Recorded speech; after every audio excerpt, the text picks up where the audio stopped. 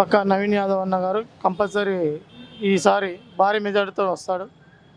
ఎందుకంటే ఏమని చెప్తారు? ఎందుకంటే గత 10 సంవత్సరాల నుంచి ఆయన ప్రజా సేవలు, ప్రజలలో మమకమై దిగిపోయి ప్రజల్లో ఎప్పుడు పిలిస్తే అప్పుడు వచ్చే వ్యక్తి నవీన్ అన్న.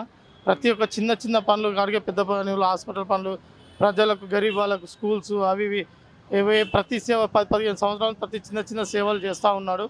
ఆయన ఈసారి భారీ మెజార్టీతో వస్తాడు కంపల్సరీ. నవీన్ అన్న చాలా మంచోడు.